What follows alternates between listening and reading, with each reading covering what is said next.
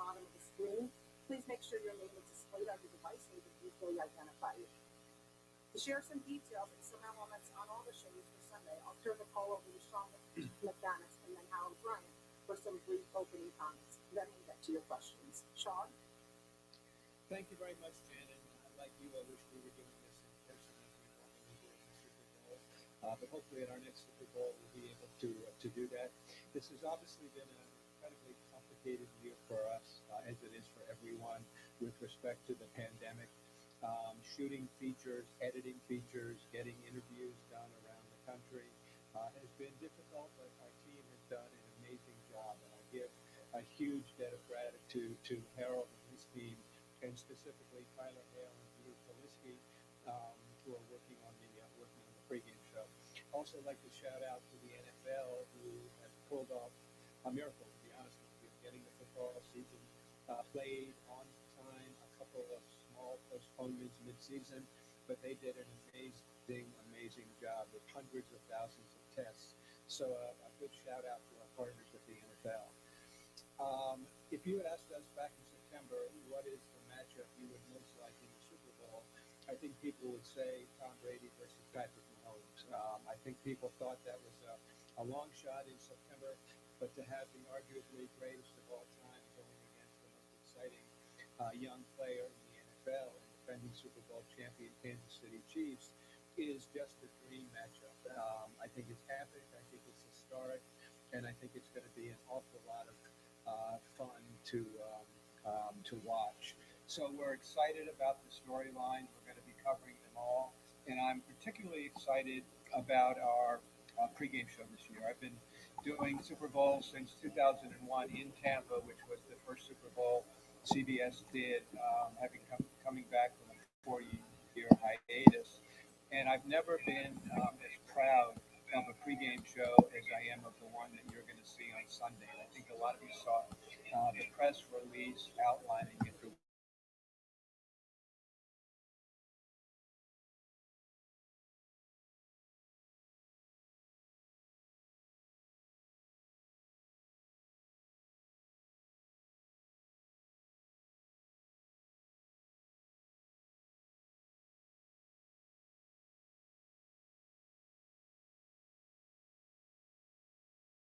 Brings us that feature, which is just amazing. We have a piece that I'm going to show a clip of in a little while about Whitney Houston 30 years ago and her incredible Star-Spangled Banner in the shadow of the Gulf War with Clive Davis, the legendary record producer, and Ricky Minor, who was the musical director of that piece, which is just amazing. We've got some fun stuff also. We've got Desus and Murrow from Showtime interviewing Travis Kelce. We have the kids from Unfiltered and Nickelodeon interviewing a big star who will be revealed during that part. We have a really cool feature on women in the NFL, and Sarah Thomas is the first female ever to officiate a Super Bowl. We've got James Corden interviewing The Weeknd, who's our halftime entertainment. We are going to do a Joe Biden interview right now, scheduled for the 4 o'clock hour, which is a tradition on Super Bowl Sunday. And I think it's going to be really a lot of fun. Just to give you a taste of it, I'll show you just a very short clip, an excerpt from the Whitney Houston feature that we're doing. In 1982, I met this young girl trying to get a record deal. There was something very pure and honest about her, and you believed her, and you loved her instantly from the sound of her voice. You loved her. She was a vocal genius. She could sing the phone book, and you go, okay, I'll take it. I'll release that. Thank you. You're talking about an artist who had a number of inimitable performances that will always be remembered. But the peak, the untoppable peak, was Whitney's version of the Star-Spangled Banner.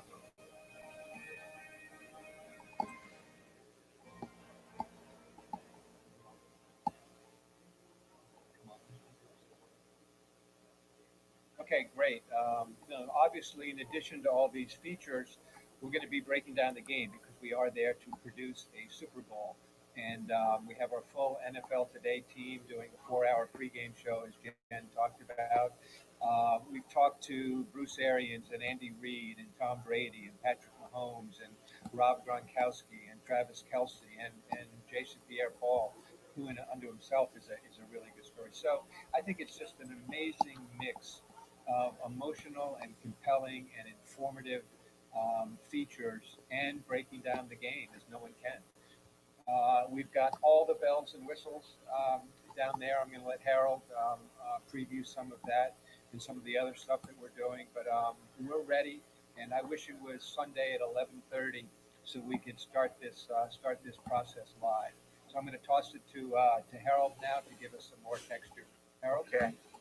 Yeah, thank you, Sean. It's an amazing setup that we've got down in Tampa. Gorgeous sets that we have out there for our pregame crew, and we are going to capture this special Super Bowl. We're storytellers, like Sean said. We'll have the story of the players, epic matchup. We'll also sit down with the commissioner. JB is going to have a great interview with the commissioner. We're going to have an ode to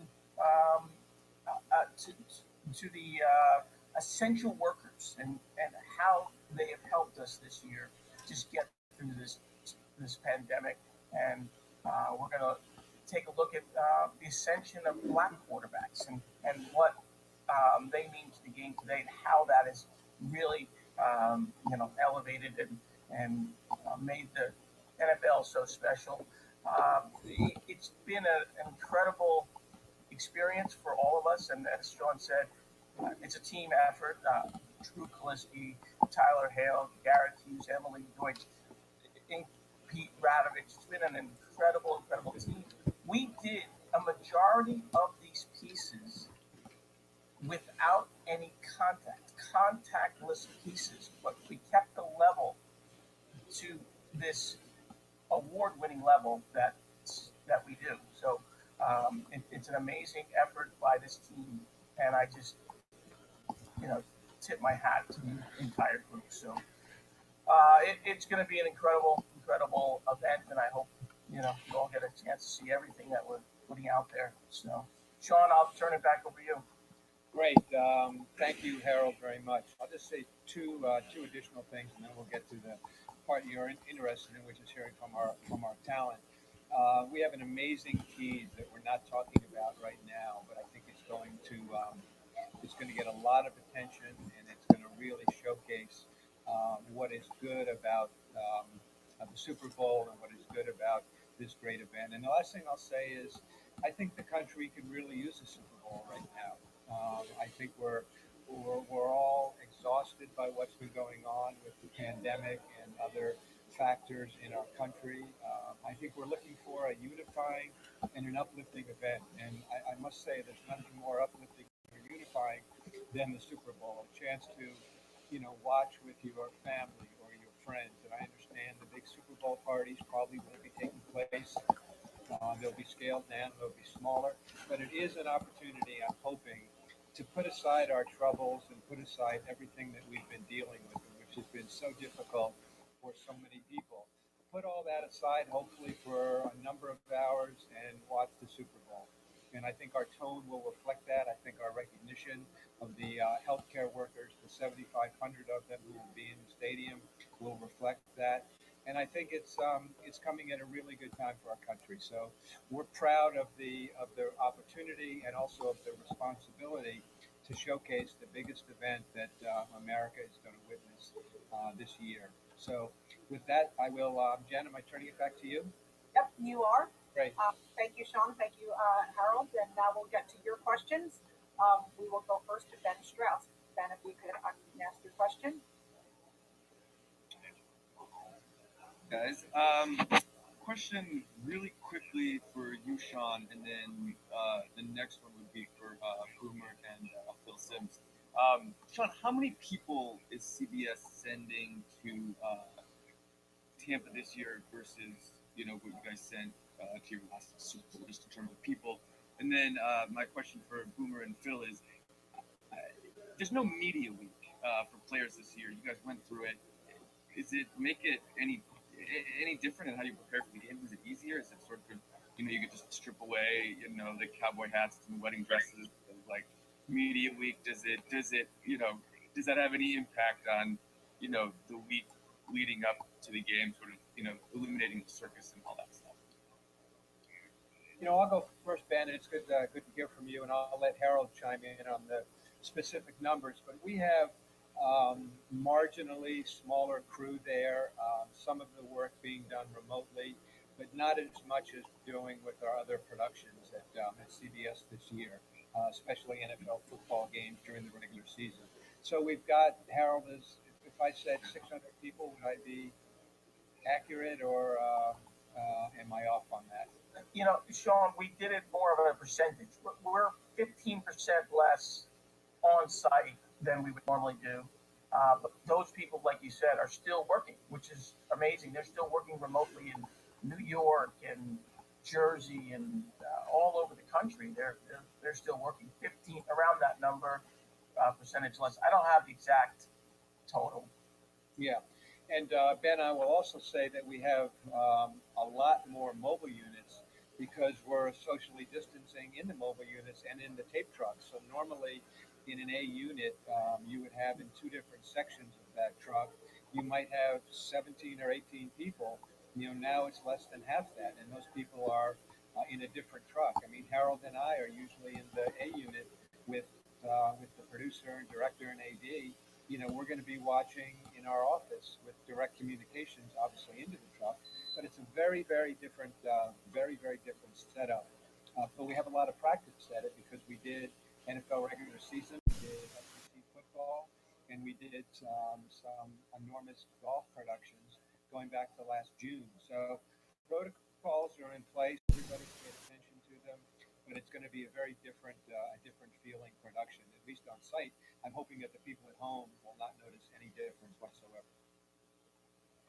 Ben, this is Boomer. What I'll say in regards to distractions, I would think that Kansas City playing just the way that they are coming in on Saturday night are devoid of all the distractions, as opposed to Tampa, who's actually in the home city. So that's a unique situation for them. And we all know as players and coaches, and Bill could talk to this as well, that the distractions usually happen when you're at home. Everybody wants tickets, everybody wants access, everybody wants a piece of you.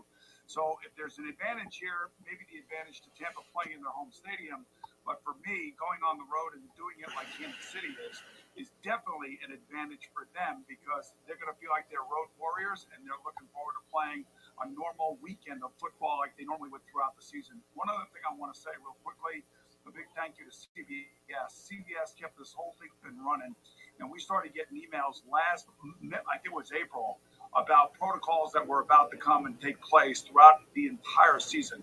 So we at the NFL Broadcast Center were like a team all into itself, had to be responsible, had to follow protocols, and I'm glad to say that every single one of the guys that are on this Zoom call from the CBS standpoint held true, and we all knew how important it was for us to be at work every single Sunday for the NFL football fan and for us in general to be a part of something bigger than we were. So a big thank you to Sean and to Dave and to Tyler and to Harold and to Drew and everybody else that bent over backwards to make sure that happened.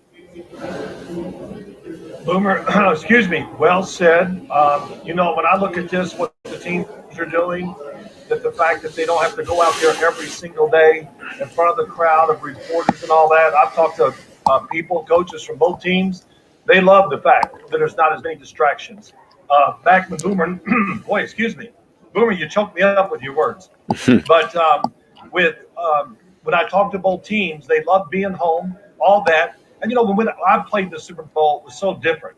Back then, I didn't watch what I said to reporters and people like that when I was interviewed because, everybody wasn't looking for something sensational. Now players go out in front of that microphone. I'm watching this week. Every little word is dissected and they're looking for something to make a headline. And, it's kind of a shame, but that's the way it is. The NFL has just gotten so popular that we're all looking to make news. And but just talking to Andy Reid yesterday, Andy Reid, I think he was very happy to stay home, have his team there, sleep in their own beds, and just get the work done, then travel down to the Super Bowl. Thank you so much. And we will go next to Mary Fayello in Tampa. Mary, if you can unmute and ask your question. Hi, thank you all for hopping on the call with us. Quick question, just in terms of it's been a different year, and Sean, I know you alluded to this earlier in terms of you all had tons of practice during the regular season and with other events that you all were putting on. But what specifically is different about how you all are doing the production side of this in terms of like when people are arriving? I know that Tony and them won't be here until Sunday, I believe. So I was curious as to how like that side of things is happening behind the scenes. Thanks, Mary, and I'll let Harold chime in also. But it is different in that people are coming in much later than they normally would. People who would come in usually on a Sunday or a Monday are coming in Wednesday and Thursday.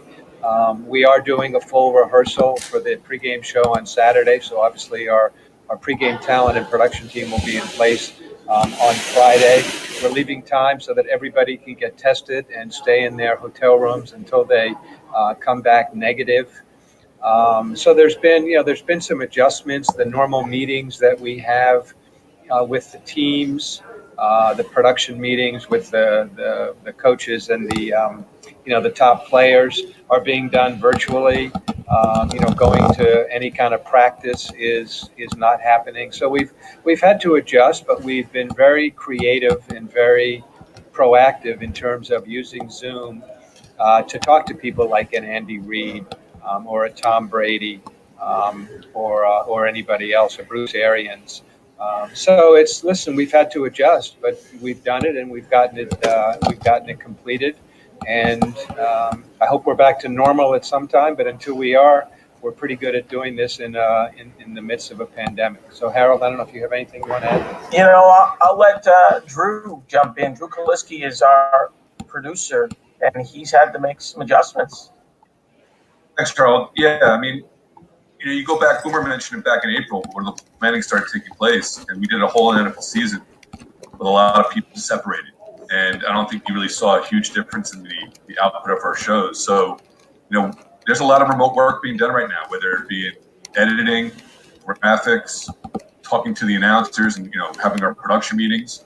If you'd asked me this a year ago that this way we would be doing it, I would have been really scared. But now the fact that we had the whole year to work remotely and be able to get things done, it really has not been a major issue for us. And, you throw in 20 inches of snow in the Northeast this week, which delayed a lot of people getting down to Tampa that were supposed to be down here yesterday or the day before. But we were still able to get our work done, whether it be in graphics or in tape. Like I said, people know how to work remotely now. And, we're not behind in any area right now for our Super Bowl coverage on Sunday. Thank you. And we will go now to Nate Davis. Nate, if you could unmute and ask your question. Hey guys, I wanted to kind of break the ice on a football question. For Bill Boomer, Coach Nate, you want to weigh in, but just trying to get to another level of Tom Brady. What differentiates him beyond the stats and the rings? And I know Phil and Boomer, you probably spend a lot of time with him in production meetings. What are other things that differentiate Tom Brady that we don't necessarily see between the lines? Boomer? So I'll go first. For me, it's dedication, honestly. I've never seen anything quite like it. I liken it to when Peyton Manning went to Denver and taught that organization how to win. He picked the Tampa Bay Buccaneers. I think it had a lot to do with their roster, and it certainly had a lot to do with their coach, Bruce Arians. And I remember thinking back week 1, week 2, they got off to not the greatest of starts, and we're all wondering why that was the case. And now we find out that Tom Brady's dad was in the hospital with COVID-19. I can't even imagine what that must have been like for him. And Tom Brady Sr. even said, he goes, my son shows up, and he showed up for his team, and it took a while for them to try to figure out who he was and what they really wanted to do with him and how he would feel more comfortable. But along the way, Todd Bowles' defense has stepped up too. And this is probably one of the reasons why Tom selected Tampa Bay. But it's what's remarkable to me, and I think it's remarkable to all of us, It's the dedication to the craft that he puts into it to make sure that he is still at the top of his game, and how smart he is and how he impacts everybody else that he plays with. Well, I'll go here, Coach, I guess, than you. But, listen, I don't know how many games, 80 games with the New England Patriots over the years, did so many interviews with him and everything. And, of course, he's driven. I mean, many things drive this guy. One, it's just natural. That's who he is, to excel at whatever he tries to do. The fact that he had to share time at Michigan just gave him something in his mind that drove him more. And then to be picked in the 6th round. And then really, at first, I said, what gall? I mean, what a courage, or I don't know what you want to say. That's not the word. He tells Robert Kraft, drafted in the 6th round, this would be the greatest thing you've ever done, is draft me. That's really, man, I can't imagine saying that to an owner if I was a 1st-round pick or whatever, whenever I was picked. But when I was up there his rookie year, when he didn't play, all I kept hearing about, Tom Brady, how the coaches saw in him, and this is what they saw it, that he is a born leader on the football field. What he did after practice, he took a group of guys, then you could do it, and go hold a practice on a separate field when everybody went in. And I know they deep down really were thinking, hey, this guy is going to be our starting quarterback really soon, sooner than a lot of people think. Well, I'll just say this, going against Tom Brady in championship games in the AFC, I agree with Boomer. His preparation is second to none. And when you look at Phil, what he does in terms of his leadership, absolutely there. But when you go against Tom Brady, he's unflappable. And I sit here as a defensive coordinator and try to throw different things at him. His patience, his focus, his ability to stay that way through a course of 60 minutes, he gets mad, he's emotional, but he's a focused guy with a sense of purpose. He's unflappable. And I think when you look at the players around him, he gets in the huddle, you want to have an 80-yard drive, you look at him, you're just looking at him, and he's just going to just be where you need to be. And he kind of has that degree of leadership. It goes back to his preparation, as Boomer made mention to. He's out there this week with Leonard Fournette catching balls. I need to have you there to be my check down against this rush, against this blitz. He is working on the little things, the details. And yet his humility speaks for itself with anything else that he's done. He is the face of your team. He leads by example. And that's why he is who he is. I'll jump in here, and Coach, I'll pick up where you left off. That's the perfect pass to me. You mentioned the word humility. We oftentimes talk about Tom Brady, and we run out of superlatives. And we continue to praise him for how clutch he is. He's the most clutch quarterback of all time. He's the greatest QB of all time. He has the most composure in the pocket.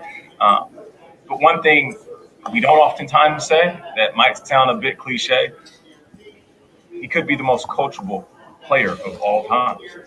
And think about that. As great as he is, he's also one of the best system quarterbacks ever. And that isn't a slight to him. That's somebody that over the course of his career in New England, he took his system and he learned it like the back of his hand. And everything that was added to him, he just used that in games that were hanging in the balance. I mean, he could be playing in 2016, look at Bill Belichick and say, let's pull out a play from 2004, and they can execute it like they've been working on it all year long. I once heard that true humility is being able to accept criticisms as graciously as we accept compliments. Now, Tom Brady is always being complimented because he deserves it, and he worked his butt off for it. But whenever he's criticized, he accepts that as well. And think about Bill Belichick and how he criticized Tom Brady over the course of his career. Almost, it was like he would challenge Tom in a way that he wasn't doing enough. And in Tom's mind, that made him work harder. Think about Bruce Arians and what he did this year. He came out publicly and was talking about how Tom Brady made bad decisions and he could have took care of the ball better. And some of those interceptions cost them games. Now, do you honestly believe that Bruce Arians needed to talk to the public to criticize Tom Brady? He didn't do that because he wanted us to know.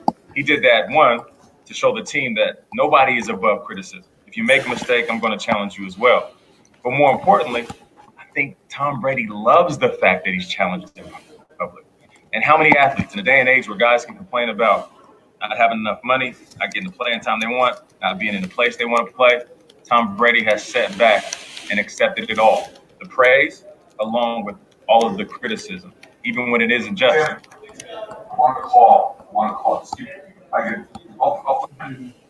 Drew, mute, Drew. Drew, come on, Drewski. Come on, you're fine. We could mute Drew. Nate, thank you. We will go next to Andrew Marchand. Hey guys, my first question is for Drew. Drew, just in terms of putting on 7 hours of a pregame, just what is the goal in terms of what you want people to feel? I don't know if people ever watch all 7, maybe I will, but what you want people to feel after they're done watching it. And I have another question for the analyst. Yeah, Andrew, I think we all know that the audience Super Bowl Sunday is very wide-ranging.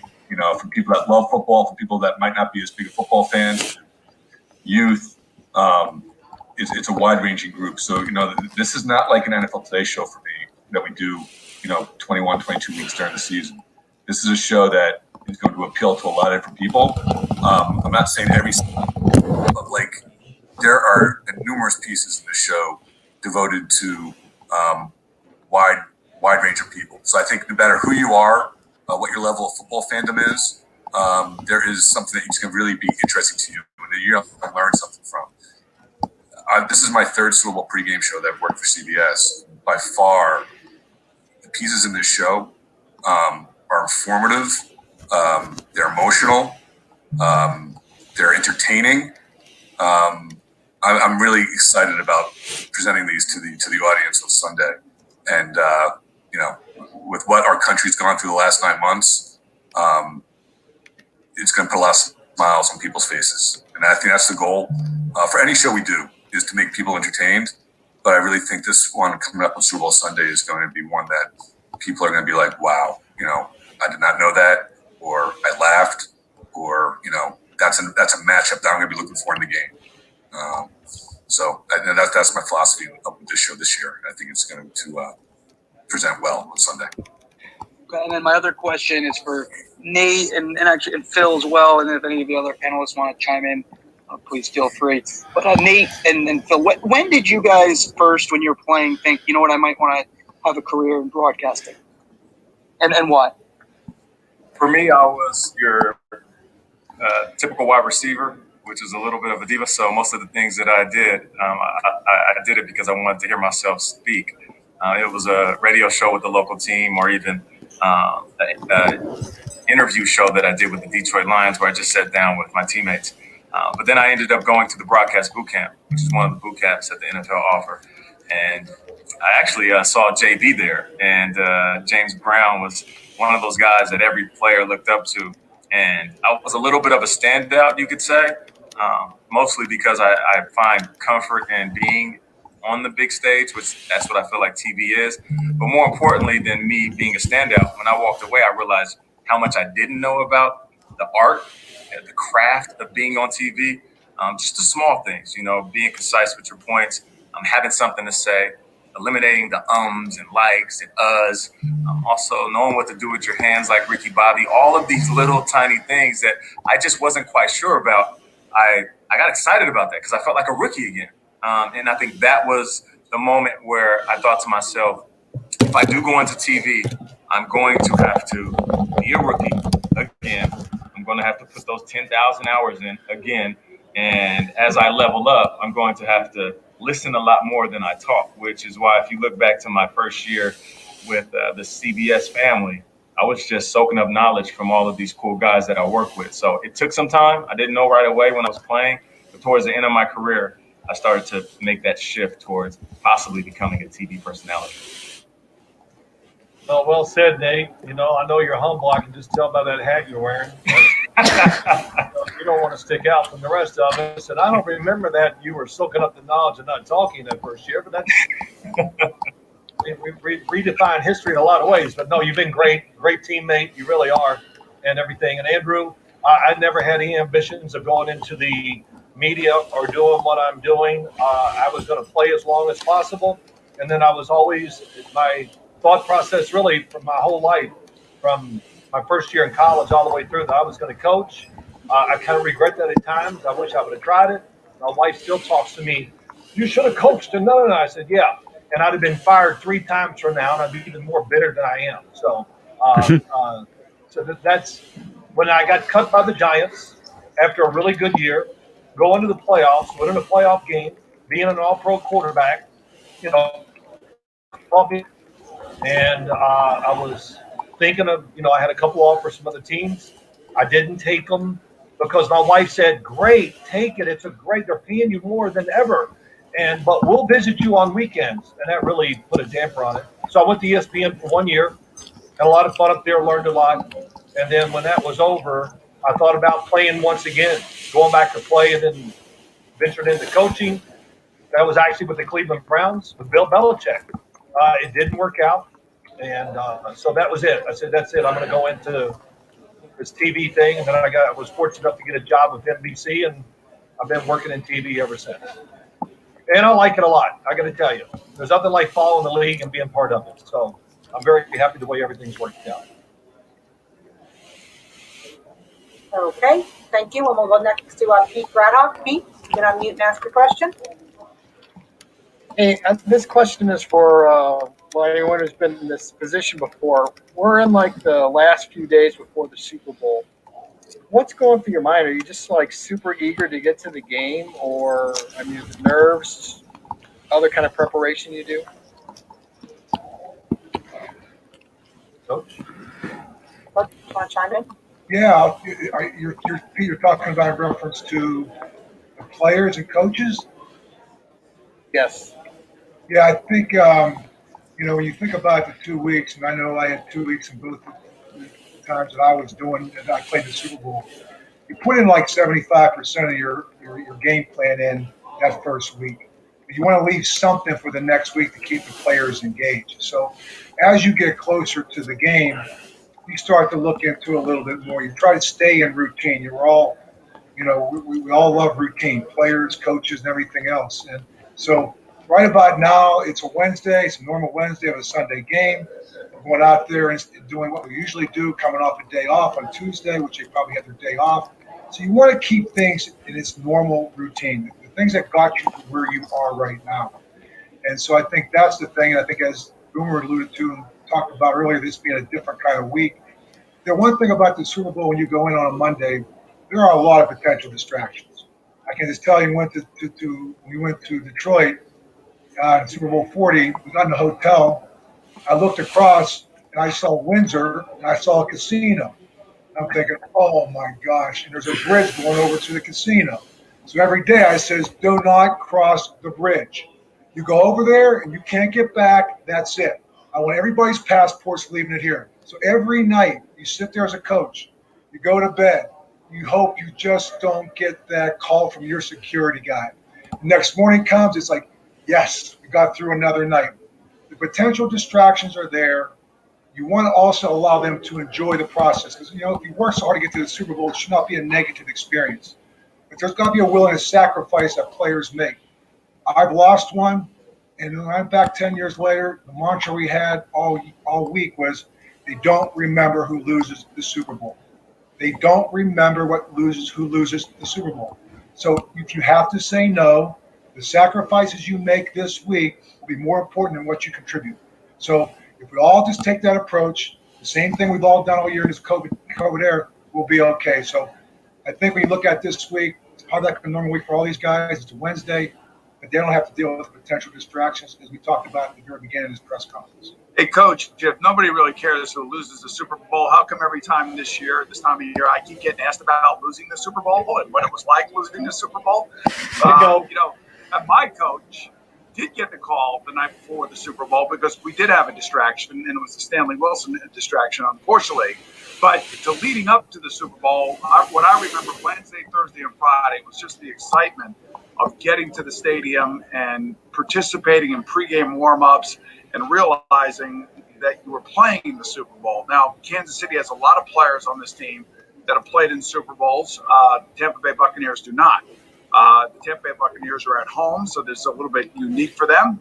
But I think that this is when the excitement really starts to build as you now get into your last aspect of practices, preparing for what the unknown is going to be come Sunday. So it's exciting, it's great, and for the first timers, there's nothing quite like it. Pete, I'll just say this real quick. I can remember, when you're a football player or you play sports, we all remember everything that happens during our career, high school, whatever it is. But I remember that week, it was a time of great reflection. It was joyous, no pressure. And I remember when the week was over and Friday, that last practice is over, I just went, wow, I wish we could practice another week. It's just so great to be in that environment and everything like that. So I remember the night before the game, I basically didn't go to sleep. It wasn't because I was nervous. I just was relaxed, laying there. I think I remember watching Joe Montana do it on Saturday Night Live and going, man, Joe's doing a good job. And just got up, wasn't tired, whatever. So it was just a great week, And like I said earlier, back then, I would sit down and all the reporters would be around you, and I would answer questions and say things that would make headlines now and just be the talk of Super Bowl week. Of course, I wouldn't say them now. But back then, we could really be honest and open, and that was a lot of fun, too, actually talking to reporters back then.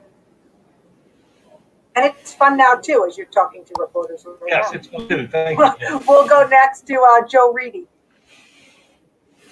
Thanks, Jen. Two questions. First for Boomer, Bill, and Nate, because I got Coach earlier. Just your thoughts on JB hosting his 10th pregame show and what it's been like having him leading things, because I know Bill and Boomer, you guys came from the booth, and Nate, you kind of came from your playing days. I guess I've been at CBS now 19 years, and I've worked with Jim Nance, Greg Gumbel, and the great James Brown. And I will tell you, all three of them have been tremendous to work with as studio hosts. And JB is the face of our show. He's the guy that everybody sees Sunday morning. He's what I call comfort food. He's our comfort food because we know that we're in good hands with maybe the best studio host in the history of the sport. And I think I speak for my colleagues when I say he's good-natured. He's got a great sense of humor. We like taking a little pot shot here and there at him, but he is by far the easiest and most trustworthy guy that I could ever think that could be sitting in that seat. I would just say this, Joe. JB is a great person, great friend. Love him to death. If Boomer's right, we do make fun of him on the show every chance we get. He loves it. And let me tell you something. He's not what you think he is. He's an instigator, likes to get things behind the scenes. When I have a word for it, I won't say here. But I think that's what's great about him. You see this guy on TV, and it comes out quite a bit sometimes that, he likes to have fun. But it's always funny. He'll look at me sometimes and give me that eye. I go, oh, here we go. And don't know what's coming out of that mouth. But it's really great. And his personality, how he helps us, listens to us, and then follows up. Maybe 2 hours later in the day, he'll follow up with something we said. It's really great. And also the other thing is, too, he always kind of downplays his athletic feats in life. Look, he played major college basketball. I got a picture of him in my office where he jumped about 3 feet off the ground, or maybe it's the camera angle that makes it look like that. But look, he was a tremendous basketball player, just a great person, and it's really an honor to work with him. Yeah, Phil, you're spot on. He is an instigator. We come in really chill and low key. Before you know it, we're bickering at each other. JV's just sitting back with his arms crossed. He's like, is that James Brown or Don King? Because he definitely done sold a fight at the beginning of the show.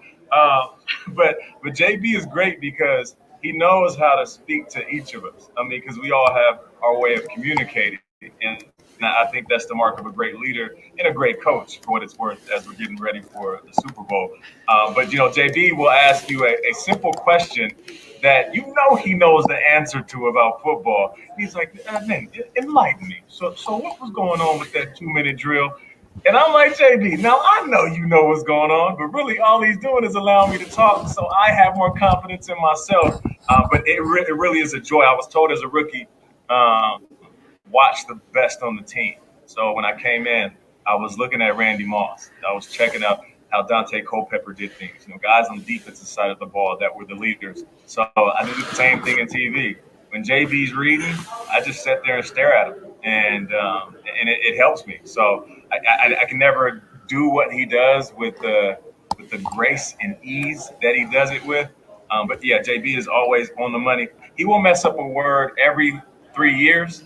And for us, it's shocking. The whole studio just stops. It's like the record skips. Like, whoa, what? Did you read that wrong, or what's going on? But yeah, JB's the man, and I love working with him. Thank you. Thanks, guys. We'll go next to Richard Deitch. Richard, if you get on mute and ask. Thanks, Jen. James Brown drafted by the Hawks, if I remember way back in the day. So don't sleep on that. Nate, nice hat. Very stylish. Drew, I don't know what's going on with that background there, but keep it up. My question is for Sean and Drew. Both of you guys know that a lot of television shows, particularly when it comes to the NFL, are heading towards more gambling content, slowly but surely. And I'm wondering, for such a major event like this, how do you navigate the increasing interest and demand for sports gambling content without alienating the audience, including millions of casual fans who are just coming to watch this game?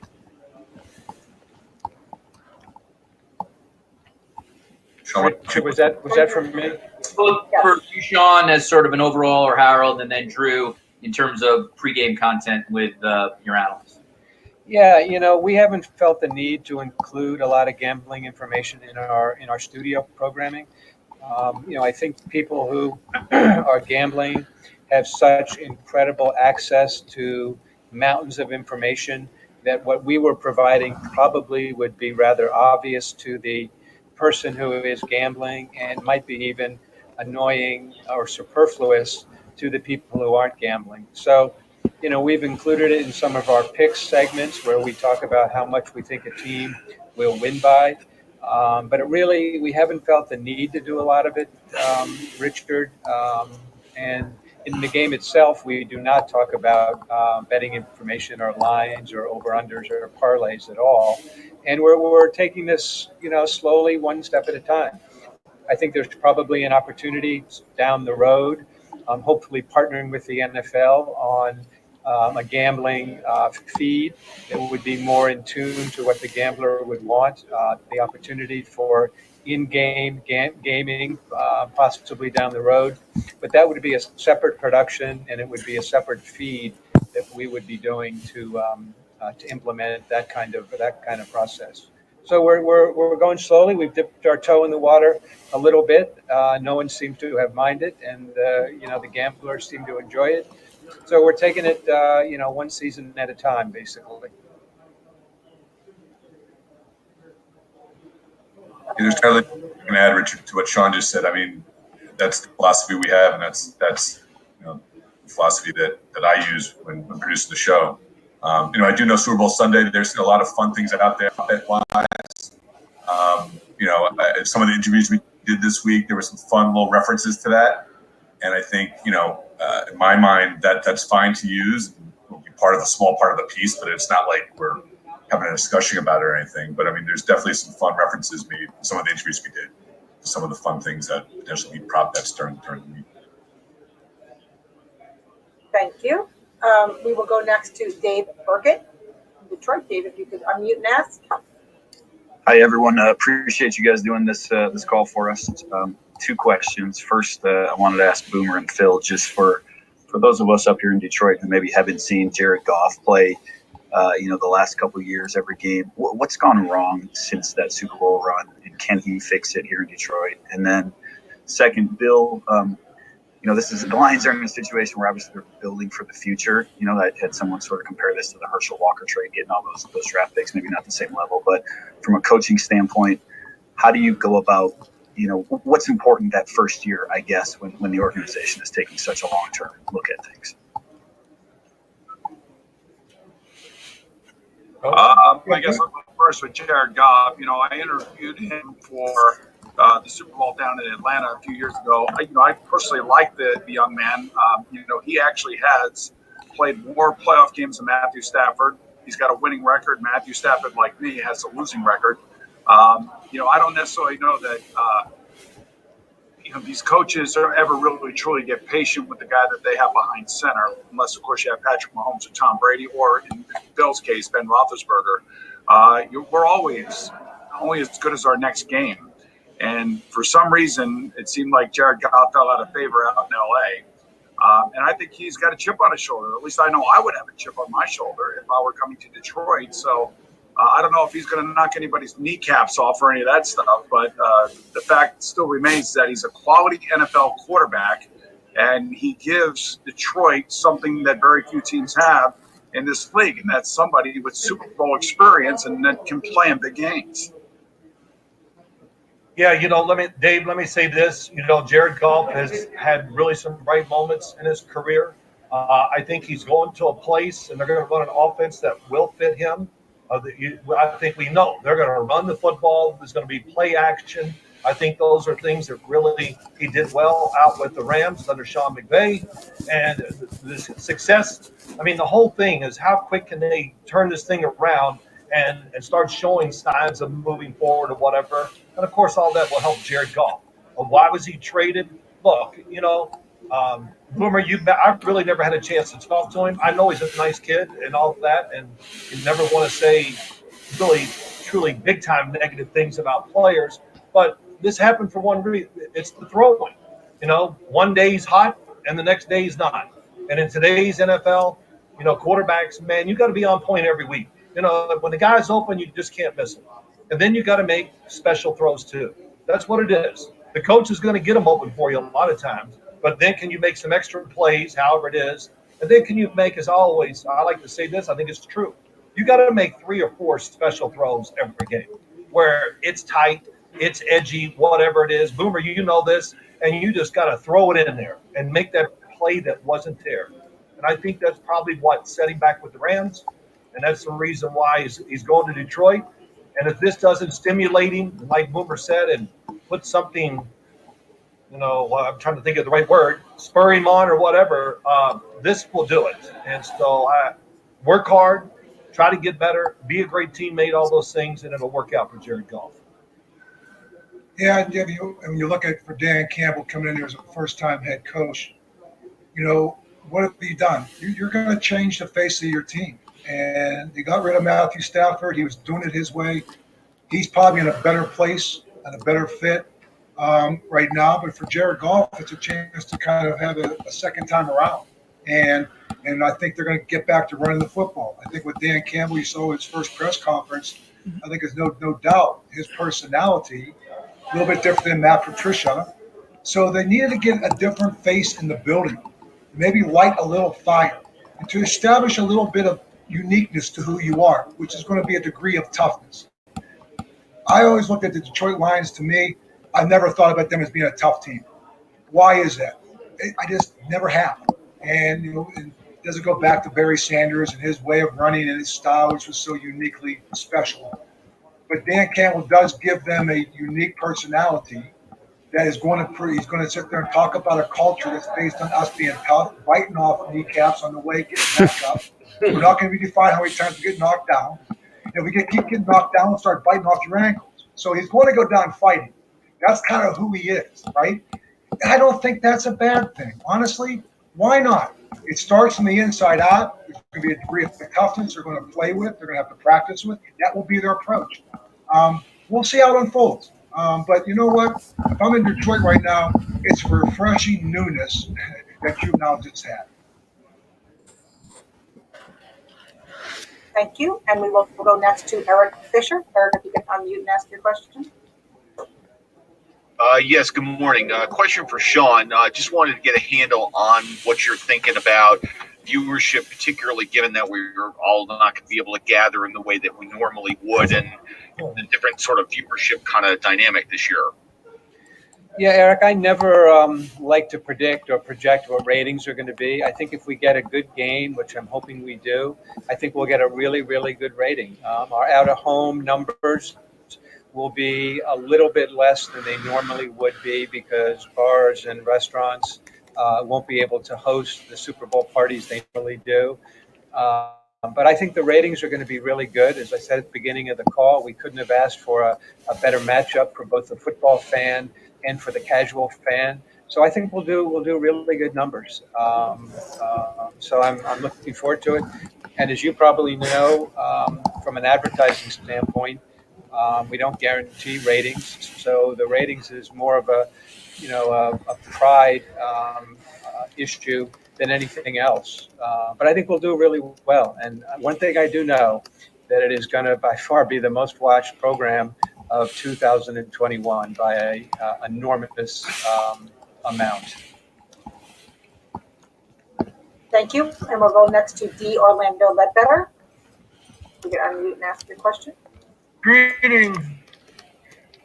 With all the talk about Brady being the greatest of all time, and this is for either the coaches or my old quarterback Boomer there, and JB from my DC days, how do we square Otto Graham from the previous era? Do we just go modern era Brady, Otto Graham, 10 out of 10 for the greatest quarterback of all time? For me, it's a different game, and it's really a much more quarterback-centric game than it was when Otto played. And I remember Paul Brown telling me stories about the great Otto Graham and what he brought to the team, and what he brought to his team in Cleveland was leadership, and something that we always talk about when it comes to quarterbacks. So nobody's ever discounting how great he is and what he did and what he accomplished in Cleveland, all those championships. But in the Super Bowl era, and with the way that the game has changed so much, and so many big moments, that Tom Brady has performed, it's hard to discount the fact that he is the greatest of all time to play our position. And that was CBS Media Day. Just with an hour of watching that, what did you all take from? And I know there were some kind of questions all over the spectrum there. Definitely. But what did you all take from what they had to say? I would say I took what Nate said to heart. Just what he was saying about actually learning how to be on TV and being a rookie again. And watching the best in your profession or on your team. And that resonated with me, obviously, because it seems like we've been doing it for a while, but we're still relatively new, and there's still so much to learn. And I just think that if a guy like him can come in who had a successful NFL career, he could say, look, I know more football than any of you guys, so I should be the one that you should, build around. You shouldn't listen to me. But he came in and said, hey, man, I'm a rookie again. I want to learn who's the best on my team. Oh, it's JB. I'm going to watch him. I'm going to emulate the things he does. I'm going to, take the lessons that he's teaching and just use it in, how I'm going to go about things. So I thought that was huge. I thought that was a huge point for him to make, and I love to hear it. No, definitely, because when you look at media as a whole, it's normally old and white. And that type of view and take from anything in the world of sports, it only resonates to one culture. And you don't look at it as, when we look at Nate Burleson, we look at a guy that can relate to us and relate to a lot of different people. And it showed in the Nickelodeon broadcast when they did the broadcast for the NFL game some weeks back. Nate was able to speak to children and explain the game to them, but then he was also able to speak to adults during the game. And it just shows how diversity is a tool that not everyone knows how to use. And that was really my biggest take from it. Yes, him coming in as a rookie, him wanting to learn, basically learn the game. So once you learn the game, you know how to take your style and insert it. And being able to do that, but then also still being able to be a chameleon across demographics, to be able to relate to different people. And that's what resonated with me the most. I really wasn't a fan of Nate Burleson as the player. I didn't see him play much, so I couldn't become a fan. But the more that I see him in media over the past 2 or 3 years, it's it's amazing to watch him and see his growth. And you know what?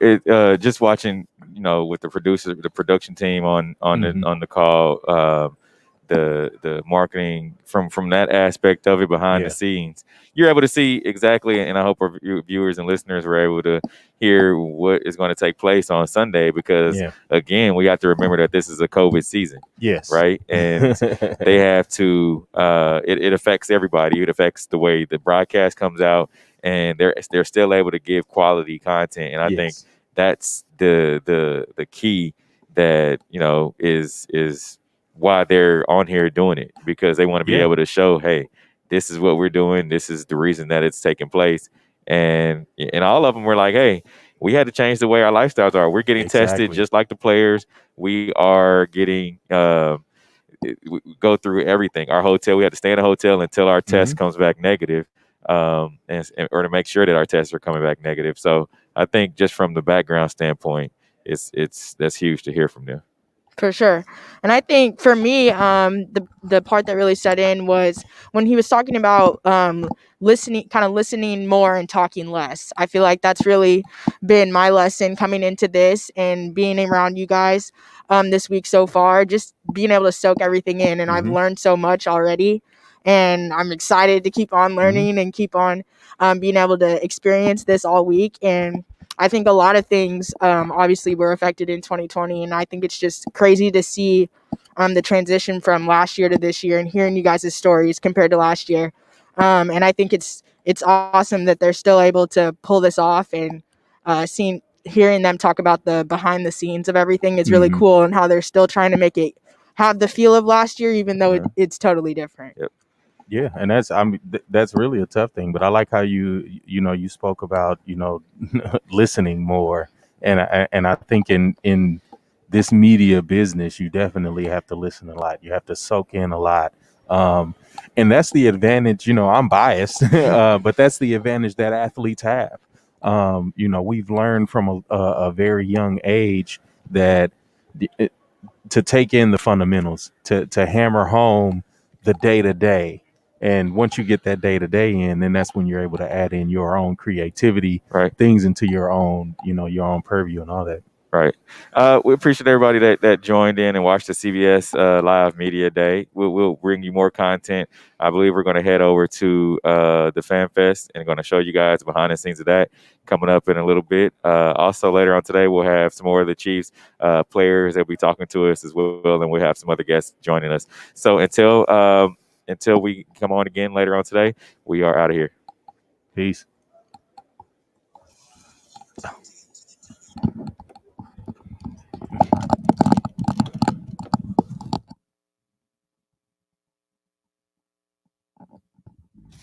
You're tuned in to The W with Walls and the crew, where winning isn't everything. It's the only thing. On 100.1 FM and Facebook Live.